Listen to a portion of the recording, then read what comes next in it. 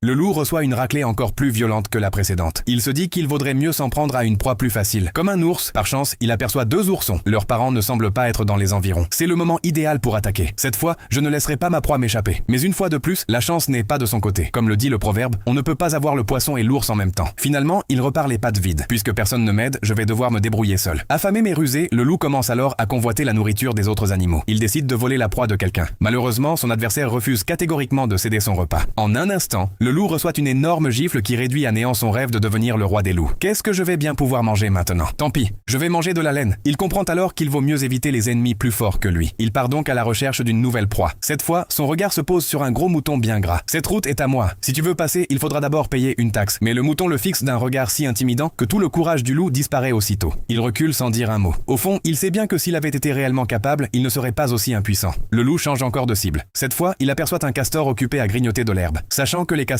ont une mauvaise vue, presque comme s'ils étaient aveugles, il pense pouvoir s'approcher discrètement et l'attraper facilement. Mais dès qu'il est assez près, le castor plonge rapidement dans son terrier. Après tant d'échecs, le loup comprend qu'il doit apprendre une véritable technique de chasse. Il rend visite à son voisin, un excellent chasseur. Celui-ci lui montre fièrement sa méthode. En un éclair, il bondit d'en haut et attrape une petite souris. Ça a l'air tellement facile. Moi aussi je peux le faire, pense le loup. Le moment de montrer son talent est enfin arrivé. Mais comme souvent, ce qui paraît simple est en réalité très difficile. Le loup saute à son tour et échoue lamentablement. Heureusement, son voisin ne se moque pas de lui. Il lui adresse simplement un regard encourageant. Le pauvre loup n'a plus qu'un seul souhait, réussir à remplir son ventre. C'est alors qu'il découvre un morceau de viande abandonné par un grand animal. Fou de joie, il commence à le dévorer en pensant « Je vais en garder un peu pour plus tard, avant que quelqu'un ne me le vole. » Mais le destin en décide autrement. Soudain, le morceau de viande s'envole. Littéralement. Le loup ne peut que le regarder disparaître sous ses yeux. La vie est vraiment étrange. À la fin, tout finit toujours par s'envoler. Une loutre, qui observait toute la scène, éclate silencieusement de rire. Furieux, le loup lui lance « Hé, tu te moques de moi ?» Mais il ne peut rien faire de plus que montrer sa colère. Finalement, découragé, il murmure « Pourquoi est-ce que les bonnes choses ne m'arrivent jamais? La malchance me poursuit sans arrêt. Même quand je travaille dur, je perds. Et quand je veux me reposer, je n'ai jamais la paix. » Après avoir presque abandonné tout espoir, son regard est attiré par quelque chose sous la neige. Il découvre alors une réserve de poissons que les loutres avaient cachée pour l'hiver. Cette fois, la chance lui sourit enfin. Comme on le dit souvent, le travail ne garantit pas toujours le succès. Mais parfois, la chance peut changer une vie bien plus vite que tous les efforts du monde. En voyant cela, la loutre souhaite silencieusement bonne chance au loup.